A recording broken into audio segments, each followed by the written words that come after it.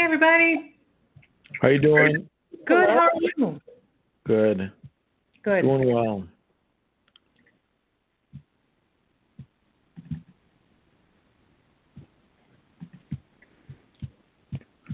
Trying to find our notes for the recommendations list from last time. Yeah, I should have that up too, actually.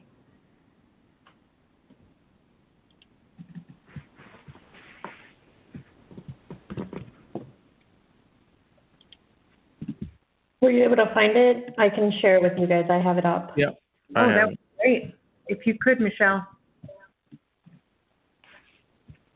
I can put it in the chat too, just. Oh, wonderful. Okay, well, it is 5:30. I will call the meeting to order.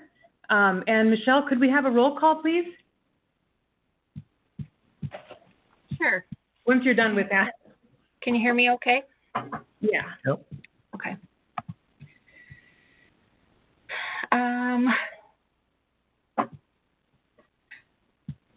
Let me pull up my list here quick.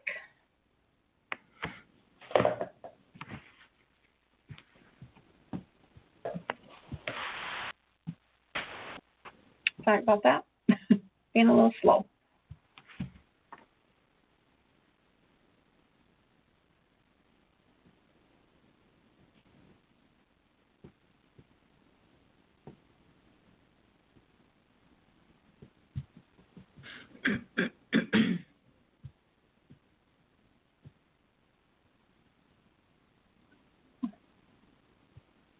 Hold on, my computer's fighting me.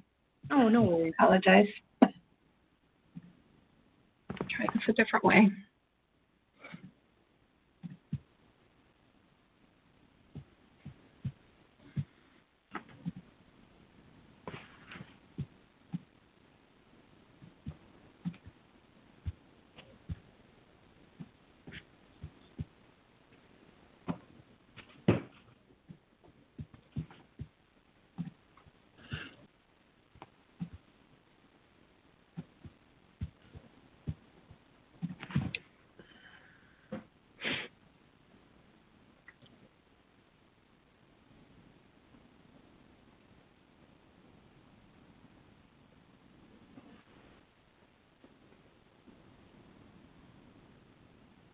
Okay, it's finally coming up here.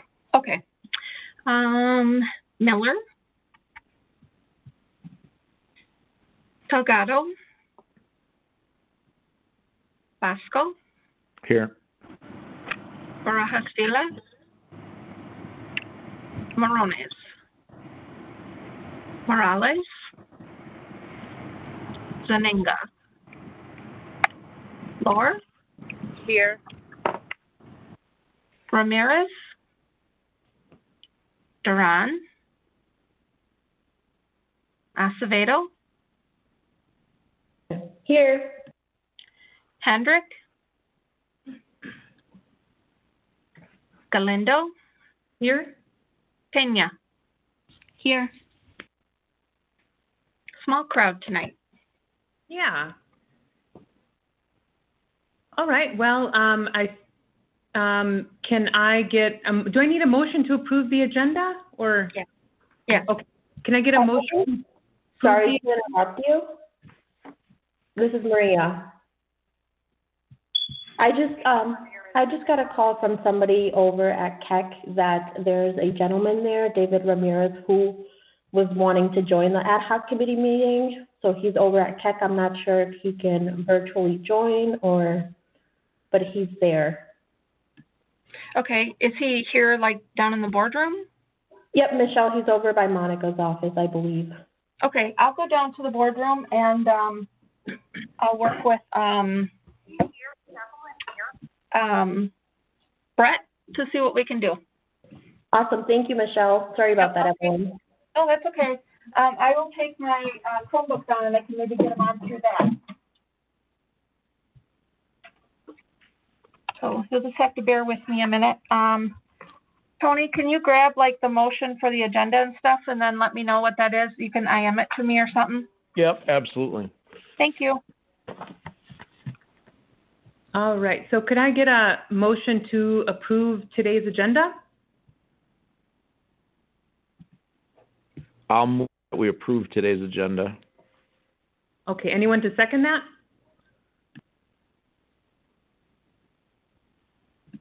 I'll go ahead and second. Okay, all in favor, say aye. Aye. Aye. Anyone opposed? Okay, the agenda is approved. Then next is the approval of the minutes, and these are in board docs if anybody would like to look at it for a minute or two, or if you already have. Could I get a motion to approve the minutes from January 4th, 2021? So moved. I'm sorry, what? You'll move. Okay, and the second? I'll second. Great. All in favor, please say aye. Aye. Anyone opposed? Okay, the motion carries. So the minutes are approved. Okay, that brings us to our business action items for today. And the first point here is the discussion of the primary and secondary recommendations for us to make to the Board of Education. And Maria, before you came in, Michelle had shared, Tony had shared, or someone shared that in the chat. So I don't know if you have access to it, but we can definitely share it if you need it. But we're kind of looking at that grid with the 10 items. Yeah, I have it up. Okay, all right. And so I guess the first question then for us is to, really the first item is to examine that list of items and to determine what would be practical things that we could propose right away and other things that we want to keep working on. I don't know, Maria, if you wanted to add anything to that, or for what kinds of things that for example, that the board would be able to consider more immediately versus on a longer term basis. Yeah, so I know we're trying to determine what is priority and how to move forward. There's going to be some things that maybe don't need too much of planning that can be moved forward that might not necessarily be priority. So I would like to have some items so that I can recommend to the board to move on. And one of those items where I've seen that we are lacking and that in the last few months they have been much needed is the availability of a translator for board meetings, and also translating the minutes from the board meeting. To me, that's kind of priority, and it's something that can be moved forward and that we can implement like immediately if we were to agree to do that. I know that we're going to be talking about and discussing, what are some areas that we consider to be more pressing, more priority, but some of those areas might need a little bit more time for implementation, whereas there's others that may not be necessarily priority, but implementation can be done fairly fast. So if we can think about that too when we're trying to determine what to move forward for our next board meeting, that would be great.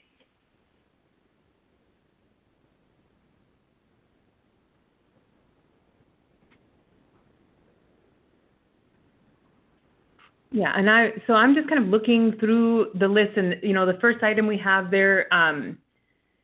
Well, I totaled them up, and so if you look at the list here, the most urgent priorities are received 8 votes, and I put those in hot pink, and then we have the next highest number would be 7. So here, the first priority, according to everybody, was recruitment and retention of bilingual staff. And then the other ones that seemed to be important were communication with families, mindset, bilingual mindset in terms of, and this kind of goes along with what Maria, I think, is proposing, that, which would be an approach to a dual language or bilingual as a practice. And that was something that Kurt kept bringing up last time. And also some assistance for bilingual and ESL certification. So those would be like the top priorities that we discussed. I don't know if someone's trying to get into the meeting. I'm hearing like beeping. Yeah, no, I just got an email from Rosa Maria saying that she didn't have the link, so I'm sharing it with her right now. Okay.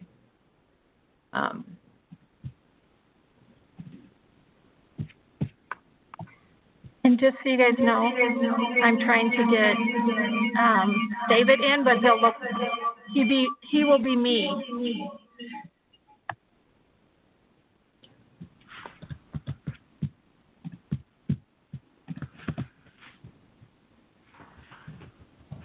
There's a lot of echo when you speak, Michelle. I don't know if is there like another microphone or something that it's on?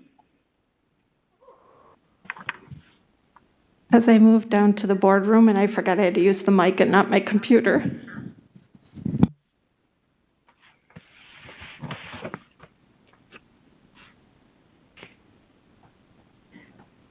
Okay, so well, how does everybody feel about what Maria is proposing about the, having interpreters and also the minutes from the meetings translated? Any thoughts on that?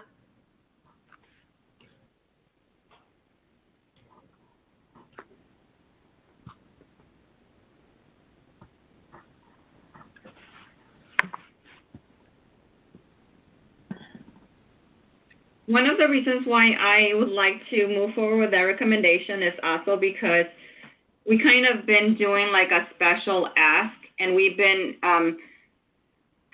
Michelle, and please correct me if I'm wrong, but on the last two board meetings, we had to have like staff members translate for us for the board meetings, which is not part of their job description. That's something extra that they're doing.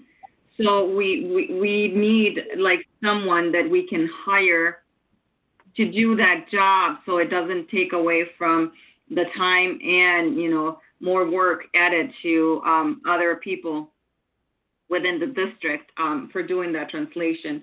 Or at least, if that's something that is going to be done, then I feel that they need to be compensated for that as well. So that's one of the reasons why I would like to move forward with that, so that we don't have to like do a special ask every time that we have a meeting, so that we would have someone available to do that translation, on all of our board meetings. So it is a combination of translators from SWITS and our own in-house translators, and they are all being compensated. We pay for the SWITS translation services, and our people are being compensated as well for their services because it is over and above their regular duties. Thank you for the clarification, Michelle.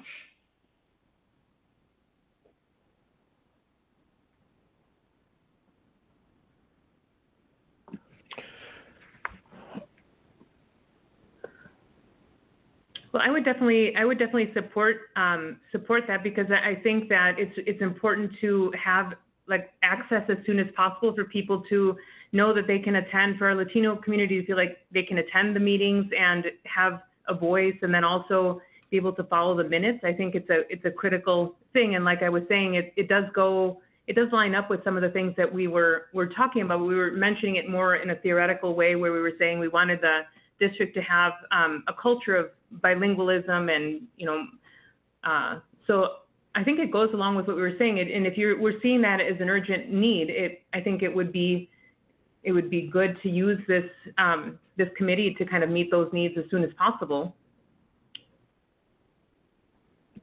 I can speak to just what I've been hearing from families, and they really appreciated where these last board meetings were available in Spanish, where they could go on YouTube and see these meetings and understand what is going on. So I can just express that from what I've heard from families share with me. Also, it gives them the opportunity to participate as well and to, bring forward any of their concerns and, comments, be able to do public comments as well. Mm-hmm. We're just testing to see if David can talk without any echo if he wants to. Are you getting any feedback? Hey, David. Just a little bit. Not too Does much. that sound okay? There's a little echo. Okay, I can have him use the microphone.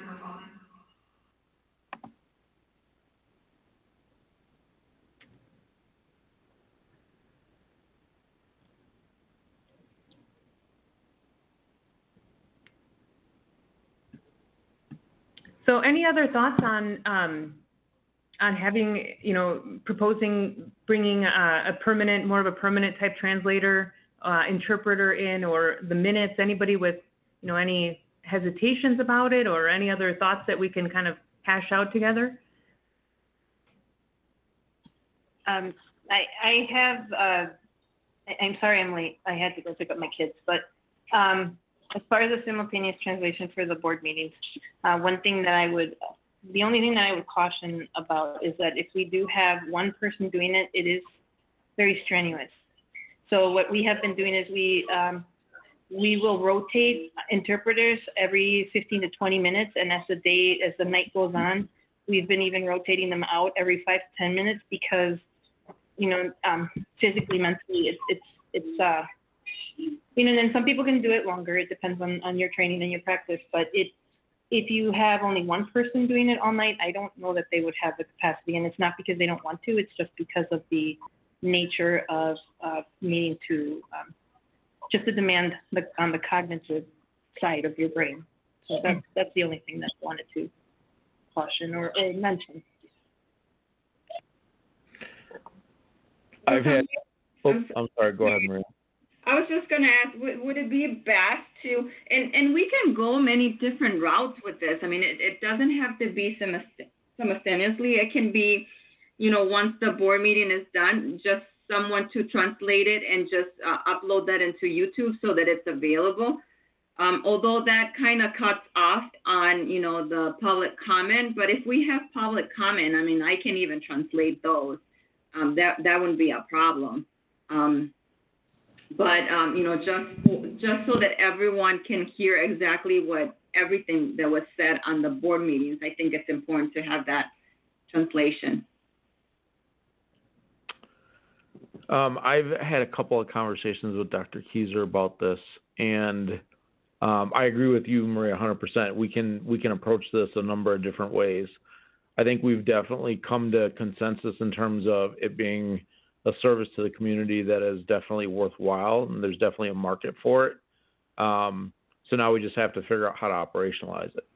And I think the thing that we had been looking at is, we've had Rosa Maria Tulio Duran and Dorala Cederberg in combination with a couple of SWITS interpreters.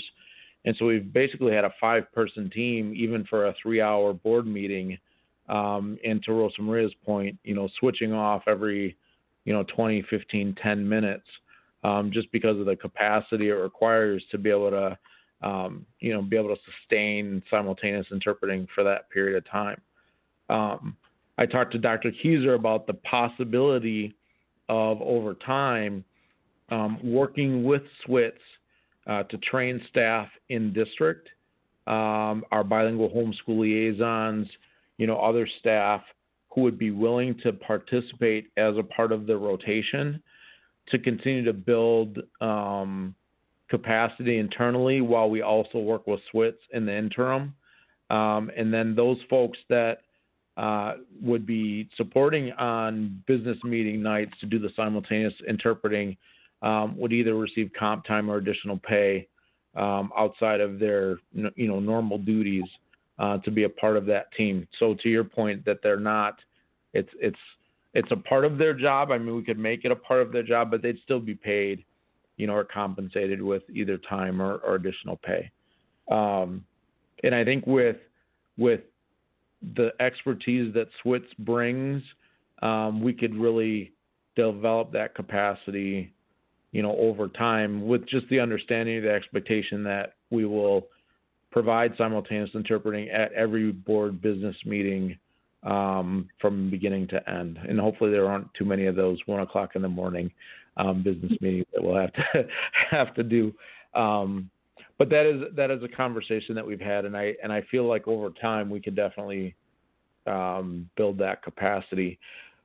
It would be a little bit of a shift for our bilingual homeschool liaisons, because originally, providing that support at the local school level, right, was kind of what they signed up for. So this would be a little bit of an add, something that we'd have to work through with them.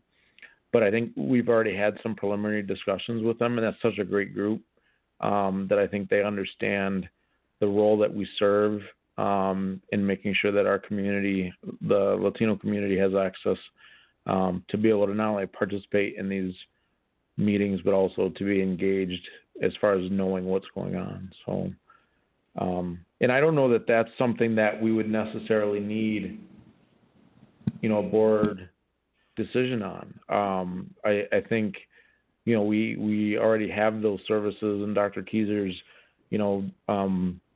looking to explore some contractual opportunities with SWITS to build that kind of a partnership, and I think we could continue to explore that. The only thing maybe from the board's end would be to just formalize, we expect simultaneous interpreting at all business meetings. So maybe that's just what we need, just formalizing, that ask that we're going to have that available. I just I want to make sure that I don't have to ask every meeting for us to have that's something that is going to be available, at any board meeting. I know that before you used to have it. And I also just want to make mention too, there's a huge difference on being bilingual and being an interpreter. Oh my gosh. Yeah. A huge difference. Absolutely. We cannot expect, like our liaisons or any of our bilingual staff to also be interpreters, because there's an additional skill that is needed. I'm bilingual. I am not in any means an interpreter, because interpreters normally go like word by word, and they actually interpret like everything that you're saying. Bilingual, we'll read something, but we'll put it in our own words and just, make that as a translation. And that's, but it's not something that comes, natural. Right. No, and that's where the relationship with SWITS to provide professional development, because you're absolutely right. And we've seen it just with the team of, between Rosemary Tulio and Doralis. The challenge is it's almost like it's a special skill set. It is definitely a special skill set. And of the bilingual homeschool liaisons or any dual language teachers that may be interested in, they would have to go through the training and get to that proficiency level, so that we know that we could have confidence in the accuracy and the stamina, and that they've, had professional development around, best practice. Because, the simultaneous interpreting, the key is really being able to understand that not everything translates directly. And so you've got to be so quick, to be able to, use the phraseology in the Spanish language to capture the meaning of the English language. And so that's a highly refined skill. So we're with you 100%. And that's, I had sent Dan the names of 3 local, agencies that do this kind of work to start to explore. And SWITS is by far the most well-renowned, and we've had a great relationship with them over the course of the last several years. And they've already been in district doing some interpreter translating professional development with us and some of our bilingual paras and such. So I think we definitely kind of know what your ask is from our perspective, and I think just to have the board clarify that expectation, I think Dr. Keyser is well on the path to formalizing that service as a standing service rather than as you said, one that we have to ask for specifically. Hey, what's up, guys? This is Crystal. To just piggyback on that, I think I speak on behalf of the other liaisons, and We think it's a great opportunity, and I think it would be great for us to have some proper training. But I don't think any of us are really comfortable doing any board translation. Just like what Maria said, we are bilingual. We don't translate word for word. But I think if we did have some sort of training on that, I think in the next couple of years, maybe that's something that we can do. And it could be just like in district thing. Sure.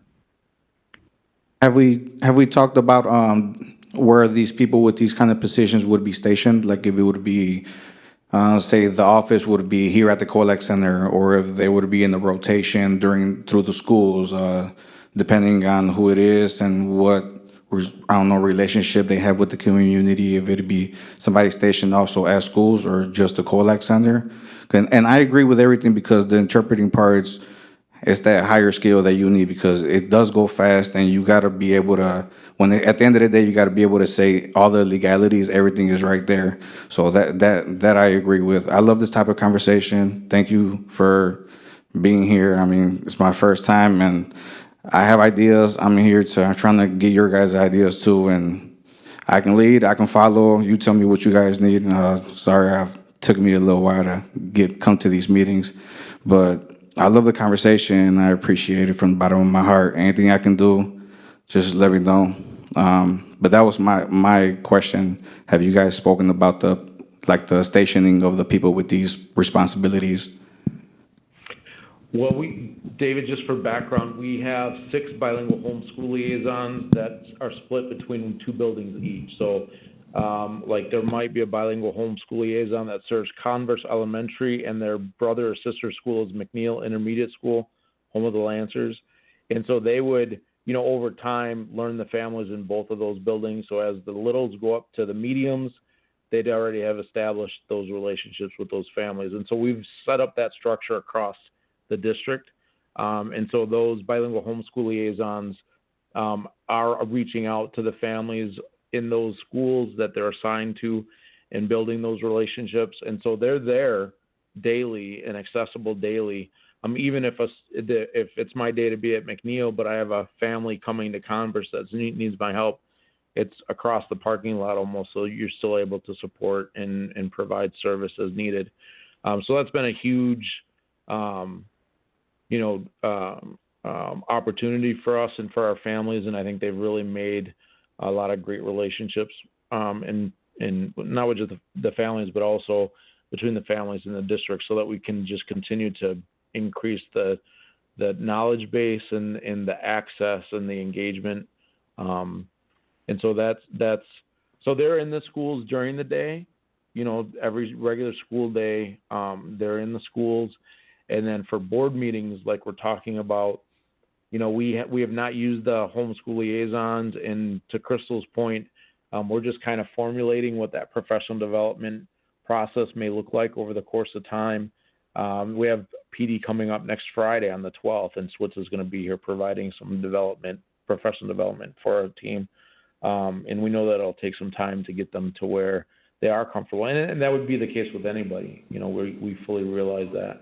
And I think in the interim, we can continue to partner with SWIT and have, their interpreters come in over to support us and make them a part of the 2, 3, 4, or 5 person rotations, depending on the meeting. And then over time, as our capacity builds, maybe we'd be able to rely less on SWITs, if we're able to build that capacity internally. So I think that's kind of our vision for it. And Maria, if you're okay with that, cool. If you have other ideas or some ads, just let us know. That sounds like a really good opportunity for somebody in the district also to maybe take those extra training classes or whatever it would take to be able to get a certification doing that kind of interpretation. That'd be a really good way of stepping up and doing something different. Also, another opportunity there for them to reach out for. Sounds pretty cool.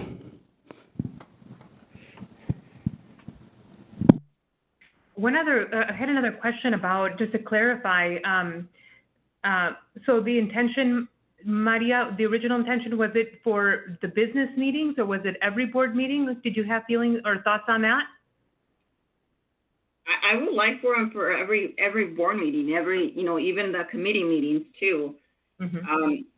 For the reason that, like, for instance, right now, we ask for people to volunteer to be on this group. Our Hispanic community is not fully aware that we're, doing that ask or what this, committee does. So I think it's important that, that we have translation for every committee. The same thing, with like the planning and budgeting, and all the other committees, they deal with different issues related to the school district. So it's important for that information to be conveyed back to the community, so they can have full scope of what's going on in the district. Mm-hmm.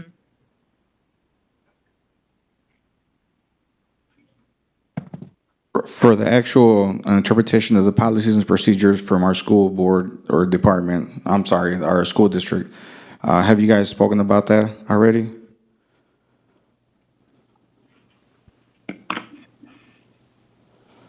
That's actually also part of it as well.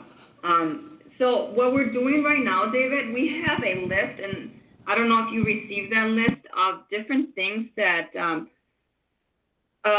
were brought up, because we've met, like 4 or 5 times already. So on those 4 or 5 times, we had discussions about the things that we think are important to move forward. So there's a list that it's number and priorities, like depending on how important we think one item is. And we're actually discussing that list right now. Yeah, so that's what we're doing. So I don't know if you have access to Board Docs, so you can see that. Michelle says she's bringing it out right now. Okay, good.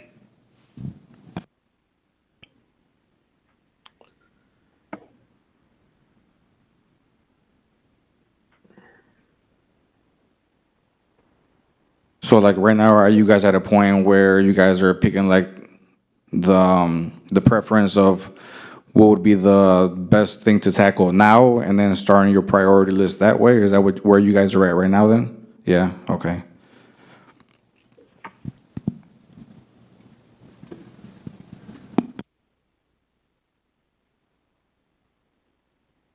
Yeah, I think what we're kind of leaning toward is thinking of things that we can propose now that we could implement right now. And then there are a list of 8 different things that we thought were also, primary and secondary priorities, but all important. And then, in addition to this point about the interpreters and someone to translate the minutes, on that list are things like, professional development and providing incentive for bilingual staff, or staff to become bilingual and that sort of thing.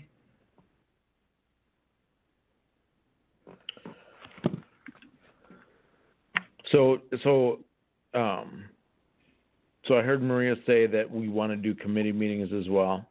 And so that'll, excuse me.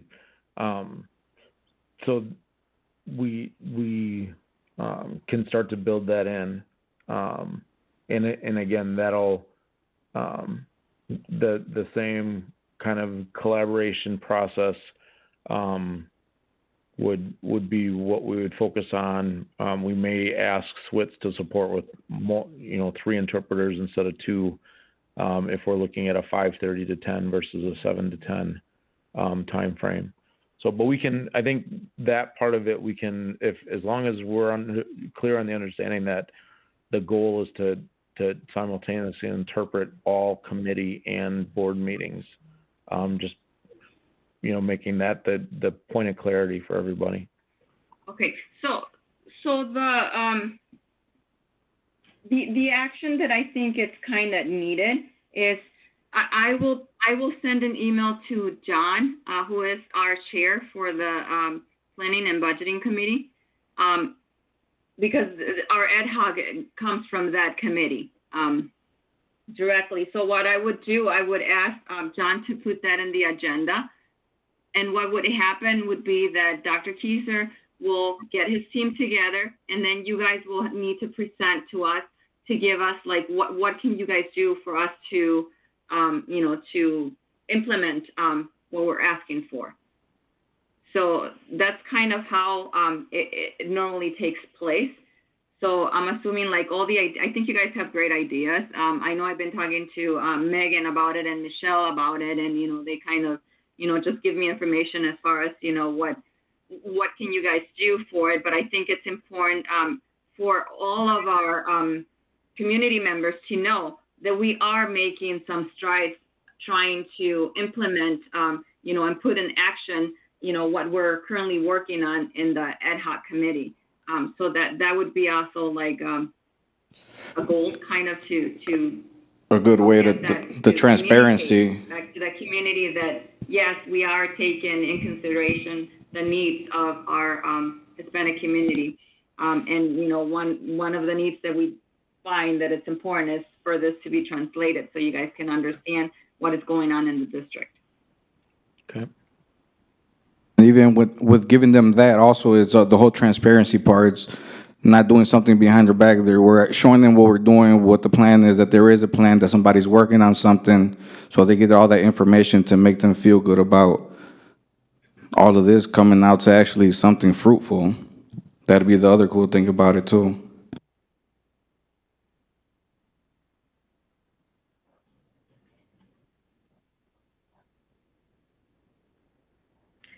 So going back to Maria, so are you saying that what we would do next to propose this is to present something formally to the board at one of the meetings, and then also to share what we're doing in general, and then invite the Latino community at that point to also join us, like how we have David today, or I'm just wondering the mechanics of how we would present this.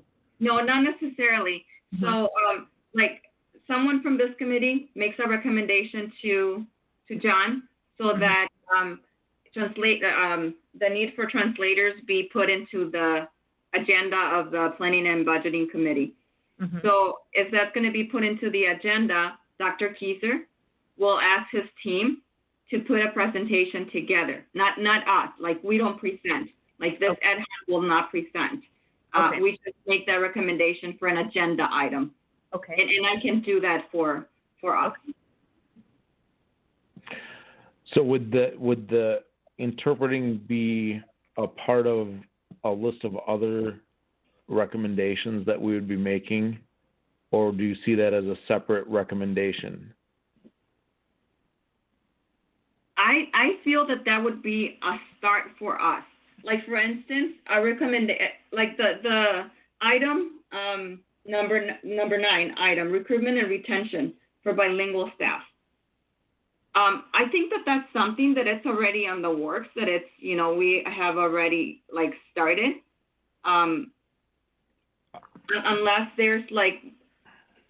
Unless we want something to be actually like put together, that would be like structure as far as how we're doing that.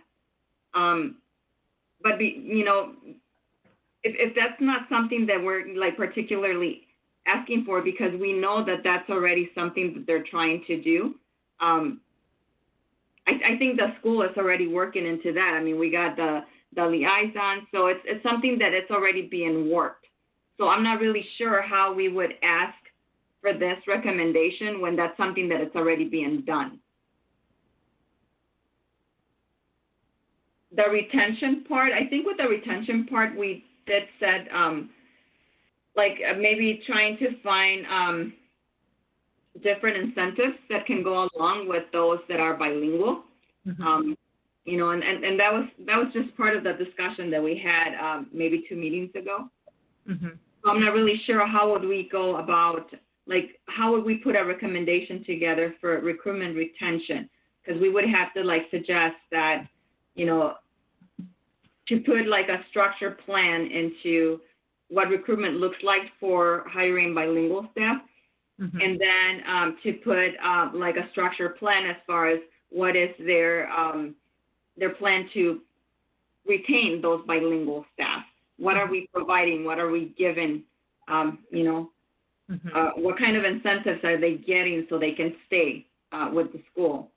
So, I mean, I guess we could put that into an agenda item as well. And then administration would have to present as to, how that would work. And that would probably be Tony who would be presenting, because I think him and, I don't know, maybe Rosa Maria, I don't know if that's part of your new job description as far as, recruiting and retaining bilingual staff because of what you do.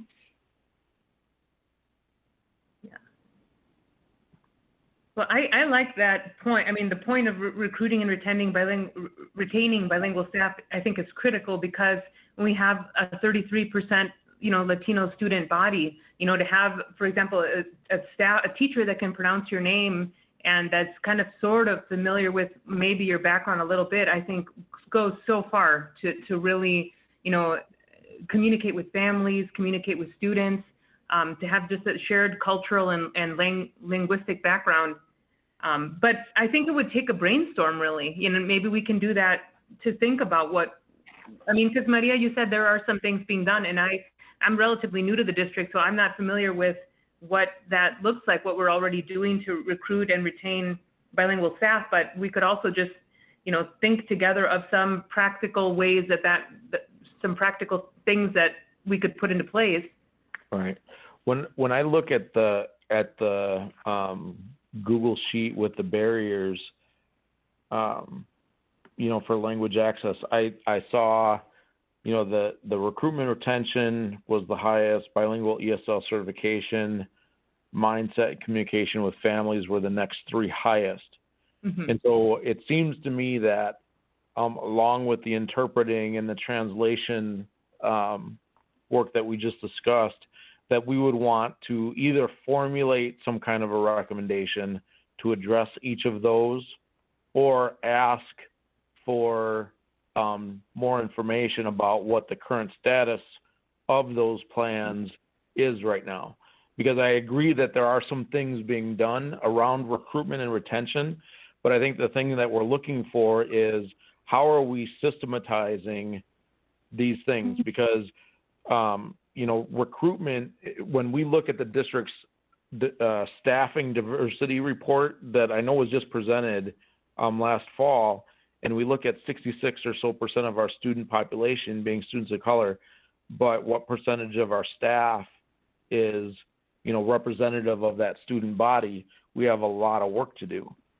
And so I think that's where, in the language resources and the bilingual staff that we need for both teaching in our dual language programs and serving our local community, I think those are different recruiting needs, right? Because you need to serve both of those needs, but they need to be embedded in a recruitment plan, a concerted, systematic effort to change those numbers over time. And so I think, it might be an okay recommendation from Evelyn as the chair or us as a committee or whatever to have a presentation on, and even to this ad hoc committee. Could Tanya come to the ad hoc or HR come to the ad hoc and present what that recruitment and retention plan looks like?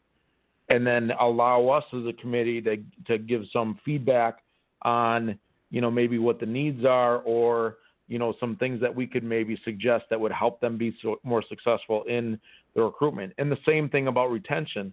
A lot of districts incentivize bilingual staff to keep them there. And so when we look at, what we as a school district of Beloit view as hard to fill positions, and that's not a Beloit concept. Hard to fill is a national concept as far as, teaching positions that are by definition hard to fill and also by federal guidelines hard to fill. How do we recruit those positions, and then how are we incentivizing so that the folks that are in those positions cannot be recruited to other districts who maybe give a pay differential or give some other kind of incentive to lure them away from us, because that is a battle that we fight constantly, and that's something that is that a part of the recruitment and retention plan that the district has? Is there that concept of how do we retain them? What are we putting in place to retain bilingual staff or staff in other hard to fill positions? So maybe that's a recommendation from this committee that we ask for a presentation, and then when we hear or don't hear the parts of that plan that we'd like to see, maybe that's where our recommendation comes to bear. The same with bilingual ESL certification. I know Rosemarie and I just had a meeting tonight with Concordia University. We've had, and I know that Missy Beavers is working with UW Whitewater to try to offer opportunities for non-certified staff to get into programs to receive teaching certification, so that we can help them become highly qualified, but also, invest in them so they are more inclined to stay with us. That's a retention tool as well. So is that part, that bilingual ESL certification, is that a part of a recruitment retention plan, or is that, a different thing? And that's another one of those where, if we're talking about, these priority areas that are already in the works, I'd say that that's one. ESL bilingual certification is one that is in the works, but you guys maybe don't know what those works are. So maybe Rosa Maria, probably more Rosa Maria, would come and present to this team about, what we've been working on, to develop that as an opportunity for our bilingual ESL staff.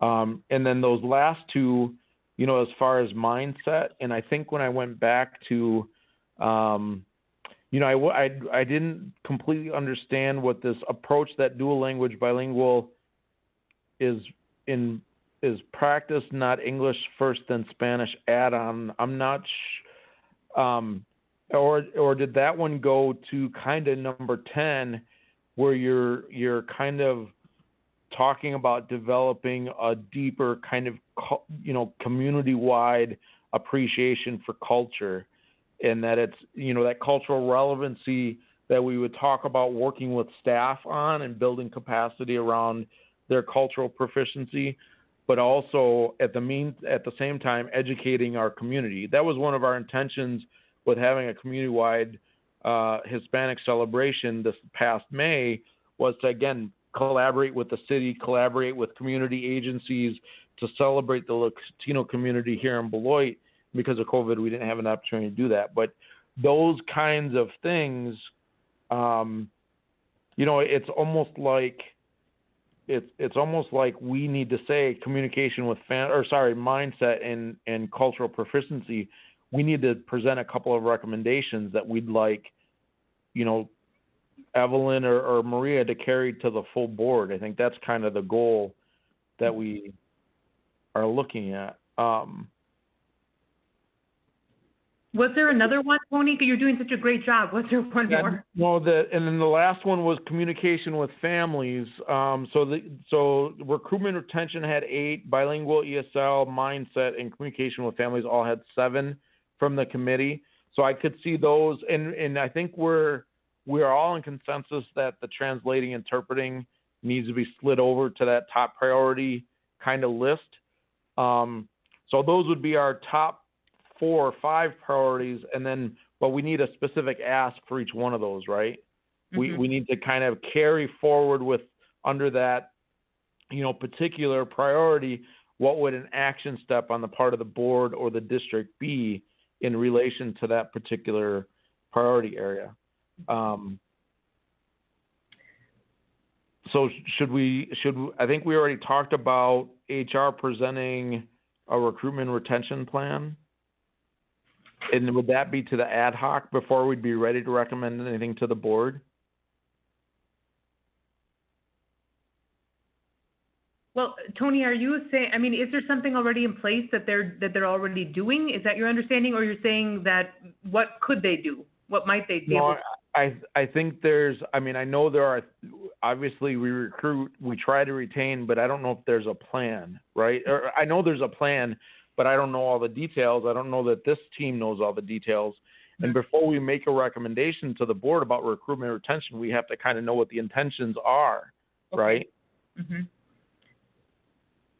Yeah, I agree with you, Tony. I think it would be a good idea to get a presentation from them to us here in the ad hoc, so we are completely informed of what they're doing And then from there, we can probably elaborate a little bit more discussion as far as what our ask is going to be. Like, what are we going to try to accomplish, or what would be additional things that they can add on to, you know, and even maybe provide ideas for them so they can go ahead and So- implement those. Would that be HR then that would be give the presentation on what the search is like, or that would fall on them?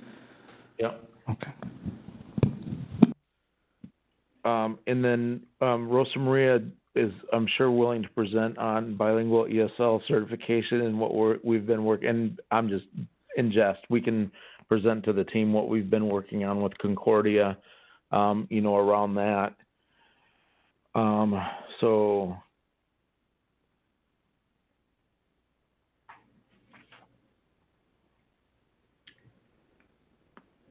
And then,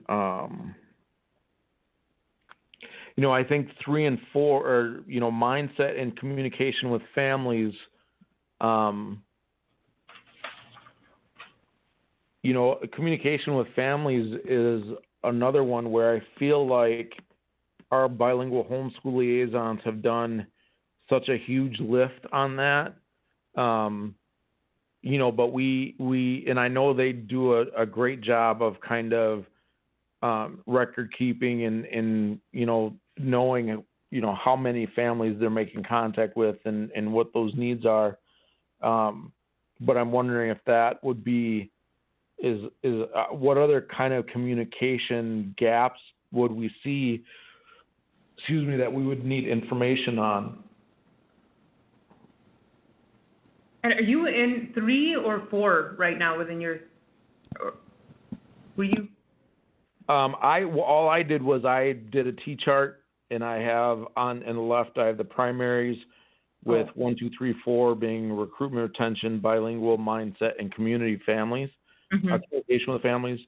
And then on the right side of the T-chart, I have secondary priorities, and that would be cultural relevancy and translation of documents. We had translating, interpreting kind of as an overarching, you know, that's probably the top priority, I think. Yeah. To a certain extent. So. Well, I think one thing going back to, you know, Kurt, he messaged me and said he wasn't going to be able to join us today. But I think he was the one who really had the strong idea about the mindset. So just to kind of go back to that, I think what his intention was for us to develop a culture as a district where we are not, it's kind of a step beyond just translating and having everything available in Spanish, but just having the default be that we're going to be a bilingual district, like everything, you know. And for example, I got an email from another staff member this week, and she said she sent an email to all staff and said, hey, you know, here are, you know, some of the new students, here is how you pronounce their names.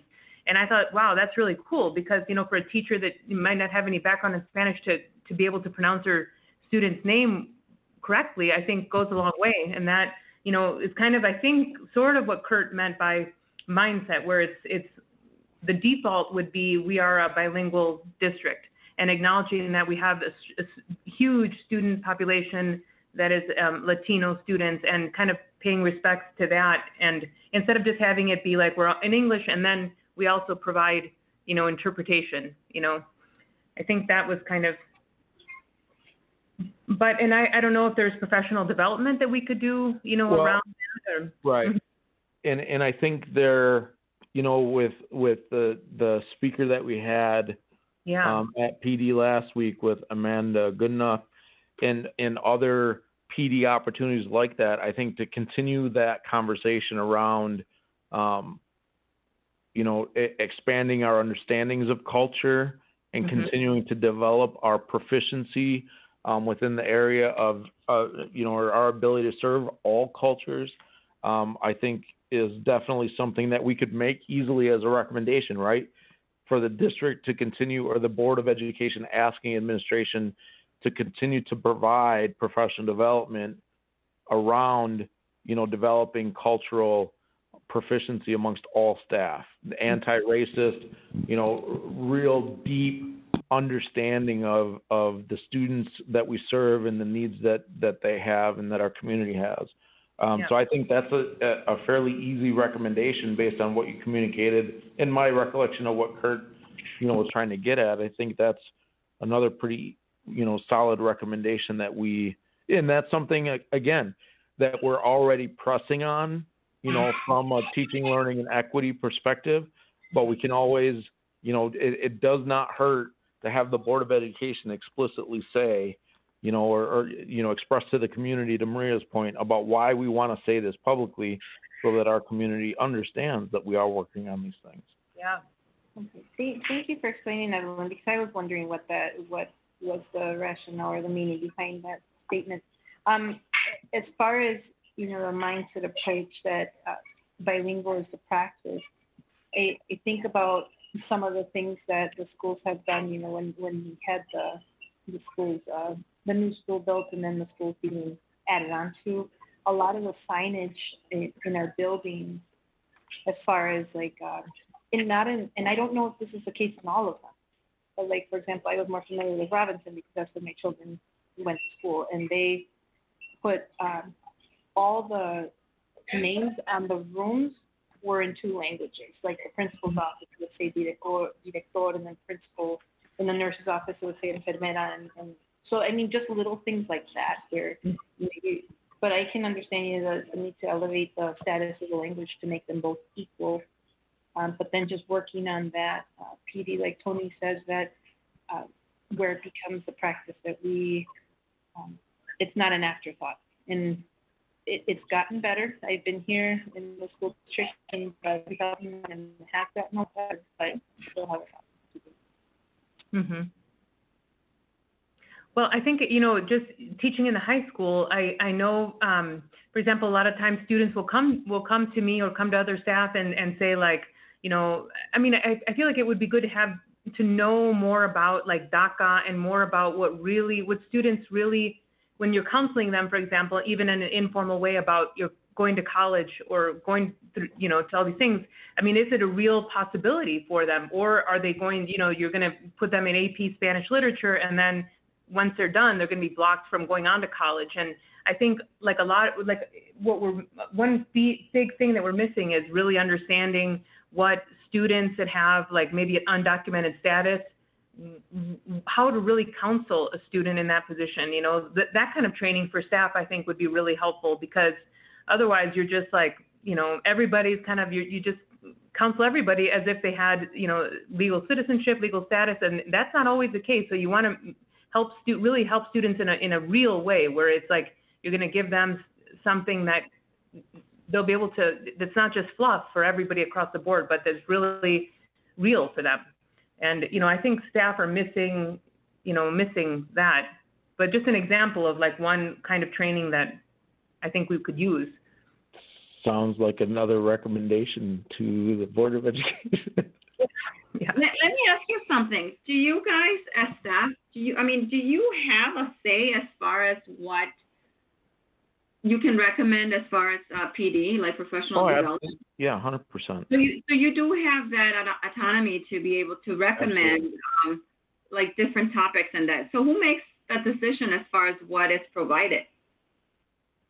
It's really collaborative. And I think one of the things that, sometimes we balance district initiatives and district level PD with what buildings need, and often there are things that the buildings may be working on that, a part of their individual school improvement plans, whereas the district professional development might be more focused on, things like specific curriculum resources and more of the pedagogy. We even, having Amanda Goodenough come in and other, equity speakers that we've had over the course of the year, we made a conscious shift from last year to this year to include equity and diversity and culture as reference in our school improvement plans.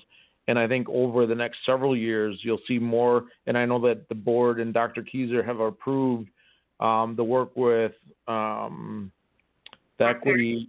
Yes. And so I know a lot of that is going to kind of come together, right, as we continue to explore the needs. and identify the needs and really target in on, specific PD opportunities. And that's the thing, is when we look at professional development about culture around equity and cultural proficiency, we have Latino students that bring unique, needs.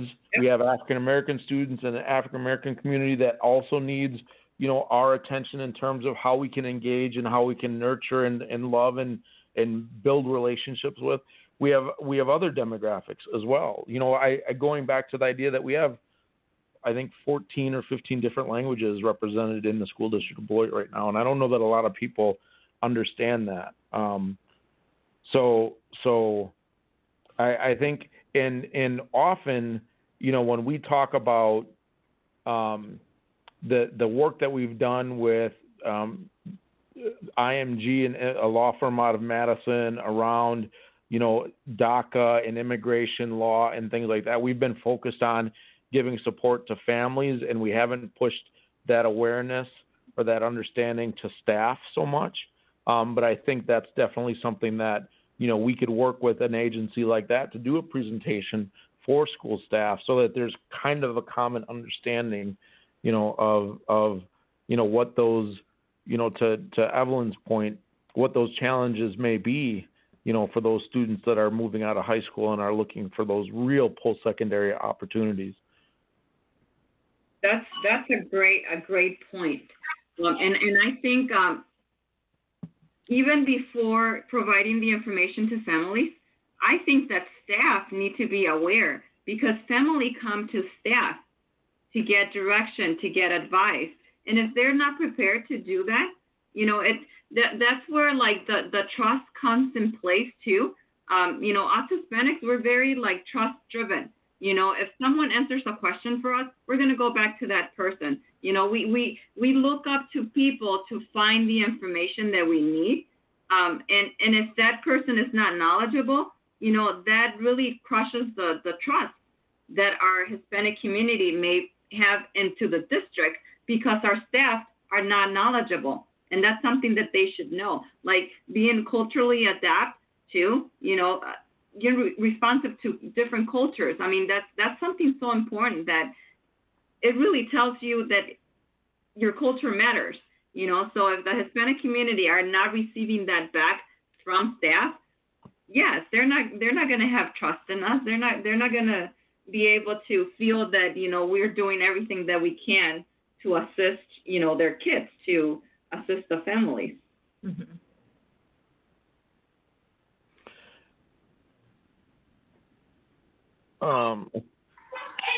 So we have, I think we have, so I'm just going down my primary priority list, a presentation from HR on recruitment and retention, a presentation, and that's to the ad hoc, right? A presentation about ESL bilingual certification opportunities for staff. I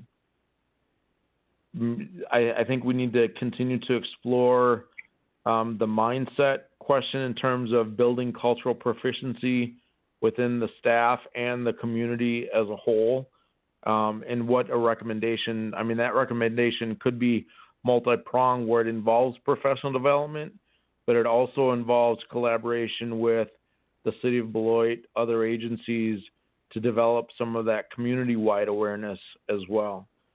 And then as far as the fourth one, communication with families, Rosa Maria brought up, the idea that we do kind of an audit of, or an assessment of our buildings for signage, do some kind of an assessment of, how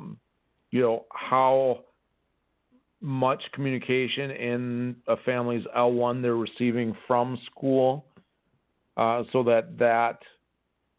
we have a very concrete understanding of what that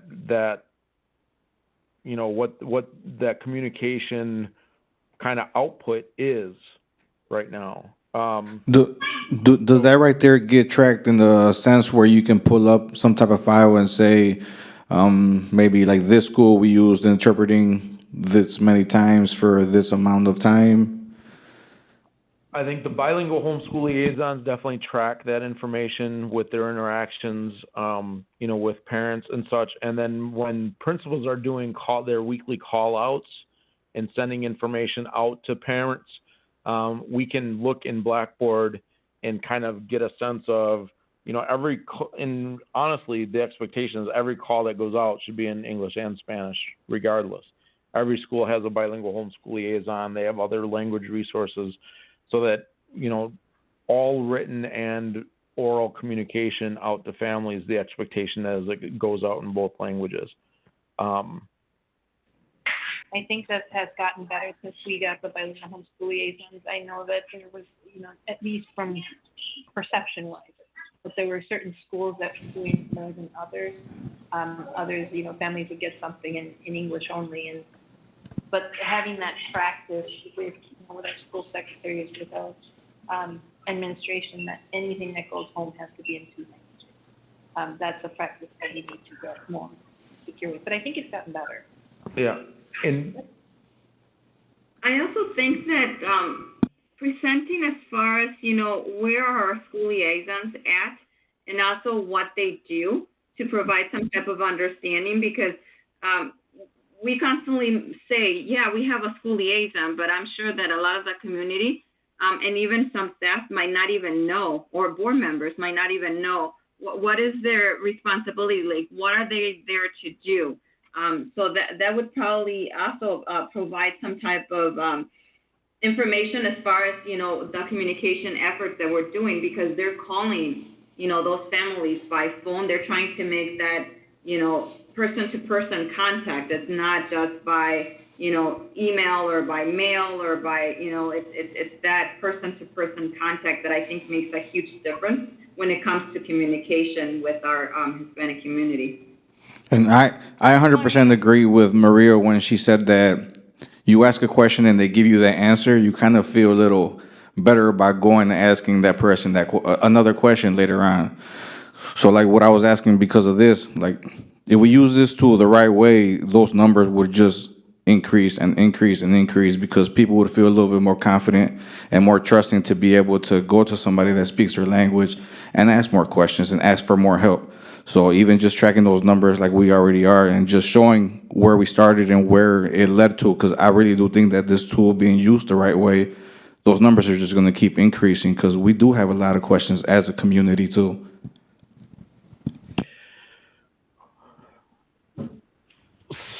I just wanted to add that when we first got hired in, so I was the first bilingual homeschool liaison. I emailed all my 2 schools. I emailed the whole staff, and I also made phone calls to those Hispanic families to just introduce myself in person. And I do make weekly calls to almost all of them from each of my schools. So I do believe that the families do know we're here, especially because right away if they just call the secretary, she'll right away just transfer them to me. Some parents are more comfortable texting, so I have the Google Voice app. So a lot of parents text me even if out of school hours, because they know there's somebody that's gonna be there for them. They don't have to be transferred through like several staff members to get to a bilingual person now. So I think families are using us, a lot. At least I know in my 2 schools they're constantly texting me or calling, leaving messages, and then they'll know like if I'm not there because of flex schedule some days, they'll get a call right as soon as I get to my office, or I'll call them from my phone. Thank you, Crystal. Again, I can't say enough about the bilingual homeschool liaisons. They've been just incredible, and this is 6 months or 7 months of relationship building. Look at what that's going to be like in 3 years when you've had those Converse kids go to McNeil, those Hackett kids go to Cunningham or whatever. It's going to be huge. I see on the agenda that the second agenda item was to start talking about a board presentation. But I'm wondering if we don't need a couple of presentations to the ad hoc next month. And then if we couldn't, in the meantime, work on, and when I look at my primary and secondary priorities, the secondary priority from our list was cultural relevancy, and I really see that becoming a part of the mindset. So I see those two being connected. So I'm almost ready. And then translation of documents was in the second list, but I really see that going with, and we probably need to talk about translation of documents a little bit more, but I really see our secondary list going away and becoming a primary list. With those 4 things that we've been talking about, with translating and interpreting, more the interpretation of all board meetings, but then going into communication with families of, and I think this is already stated, but for us as us administratively to restate to buildings, the expectation that all communication be sent out in 2 languages, period, end of story. That's just the expectation. And I think that is understood, but I think we need to inspect what we expect, right? So we need to get some data to make sure that that's, what's taking place.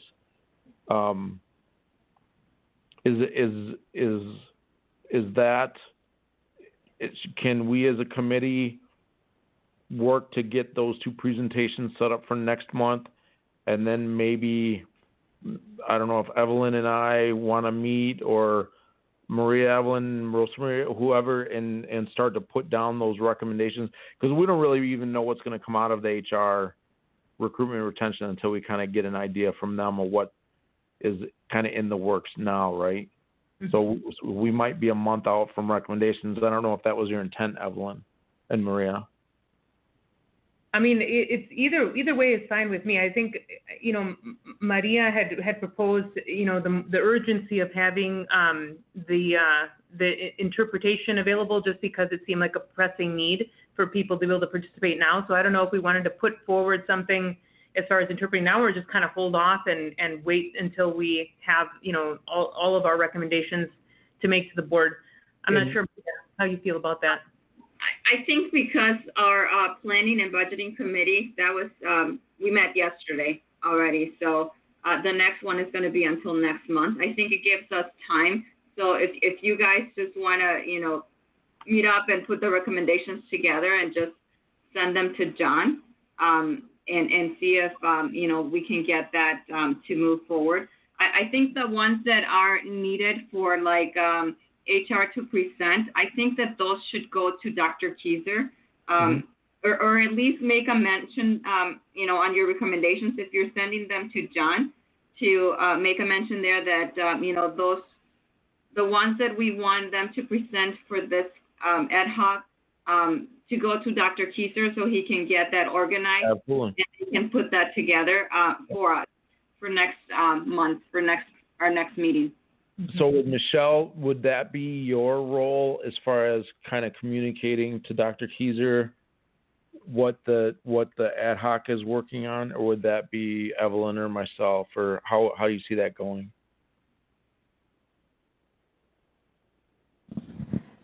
We could do it either way. I can either talk to him about items that are coming from the committee, or I can set up a time for he and Evelyn to meet, and then I can either be there to help, or I can just be available if they need me to talk about items that would be coming to the committee to be approved. I'm to do that too. Yeah.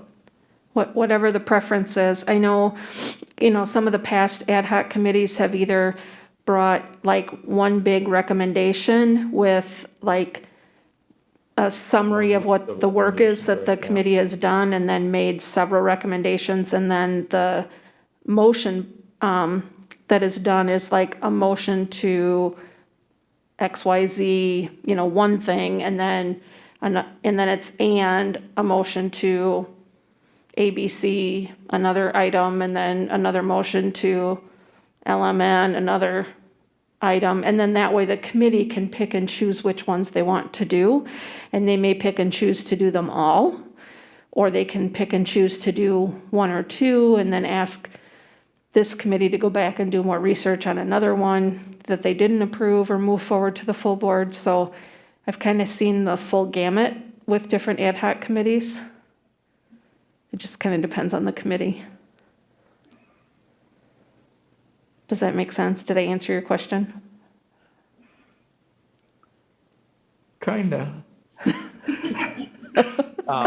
I think it would be good for Dr. Keyser just to hear what our, like a progress update, maybe. And, you know, if that came from you and Evelyn, and then I meet with Dr. Keyser biweekly, so I would fill him in on a couple of things also. And then. Sure. Or I can set you and Evelyn up together in a meeting with them if that's what you need too. Oh, that would be, yeah, that would be fine too. If Evelyn and I met with him together, I think that would be, yep. And then, at that point, if we could do that in the next, you know, week, then he could communicate, you know, to the presenters that they need to get this presentation ready to present to the ad hoc. And then we could do that at next month's meeting. Okay. And then based on, we could have the recommendations for 3 and 4 as far as mindset, cultural proficiency, and communication. We could have those fleshed out a bit.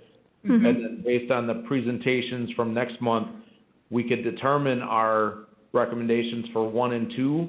And then I think at the end of next month's meeting, we'd be able to send that list to the board. Okay. Yeah. I can do that. Does that sound like a? Yeah. That's a great plan. Okay. Okay, I can do that. All right, so Michelle will set up a meeting with myself and maybe Rosa Maria also, and Evelyn and Dr. Keyser. We can go through the progress to date, and then he would be able to, you know, kind of communicate to those other departments that they're going to need to come back to us and present, which would be kind of funny. He's going to tell Rosa Maria and I that we have to come present to you guys with that. And then at the end of that meeting, after we can come up with some recommendations, maybe at the end of that meeting for 1 and 2, and we'll already have recommendations for 3 and 4 ready to go.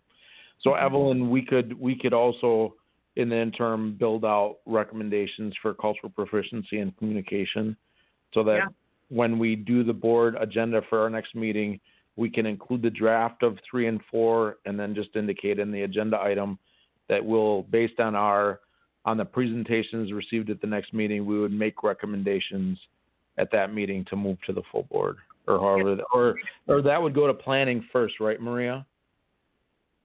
It has to go to planning first, and then we will decide what moves to the full board. All right. And I don't know if it would be I don't know if it would be helpful for Dr. Keyser to attend our next meeting, or, I mean, we could definitely invite him to hear those presentations from about recruitment and retention, and also the certifications that you guys are working on. But yeah, we could always invite him. Yep. Okay. Well, that sounds like a solid plan. Okay. I think we're moving. That's awesome. Well, yeah. Good work. Go team. Absolutely. Definitely. So then I think then we kind of have talked about, is there anything else that anybody wants to bring up? I mean, I think we have a good solid 4 items here, but is there anything else before we move on?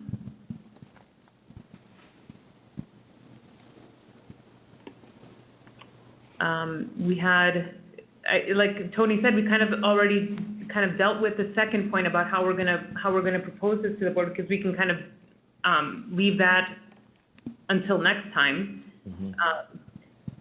And then I guess that brings us to, if there's nothing else, to the meeting closing. Is there anything else? I don't want to rush anything. Anything else anybody would want to bring up? Welcome back, Mr. Ramirez. Nice to see you again. Thank you, you too.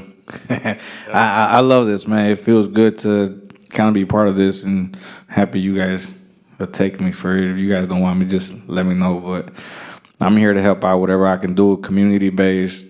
I'm here.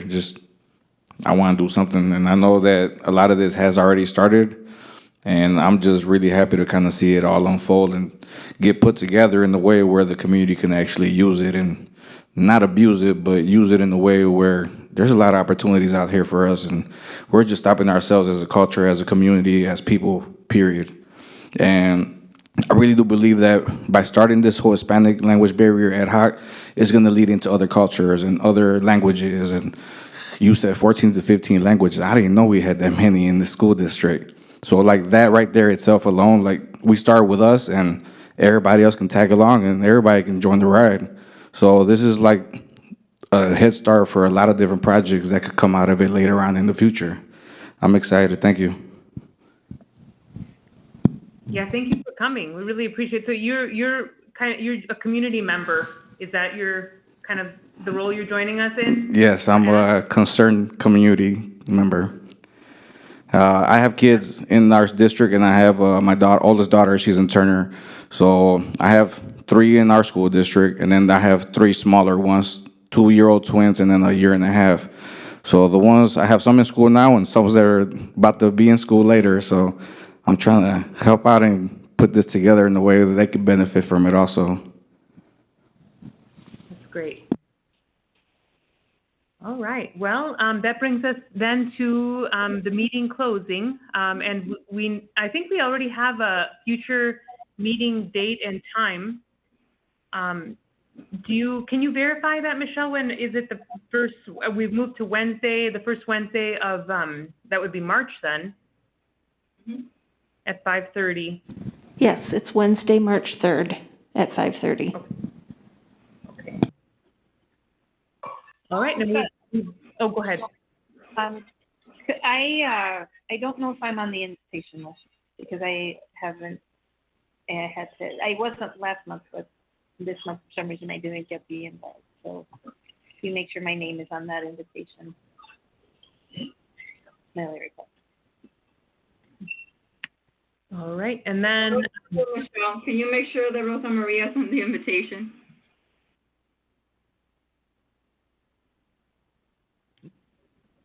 She said yes.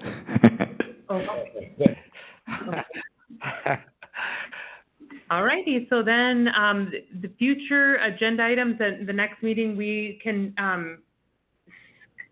discuss having, so at the next meeting then would we have the presentations? Is that what we're, okay. Yep. Okay, so we can have those 2 presentations and then kind of discuss what we're actually going to recommend to the board. Yep. Perfect. And let me just see if we make sure we've covered everything. So then the next, I guess the next thing is just to is there anybody who would like to make a motion to adjourn? I make a motion to adjourn. Wonderful. And a second? I'll second it. Great. All in favor, please say aye. Aye. Aye. Anyone opposed? Okay, then we'll see you March 3rd. Well, Tony, we can meet before. Yeah, Michelle set something up. Yep, we'll see you soon. Okay, all right. Thank you, everybody. Good night, everybody. Thanks, everybody. Bye-bye.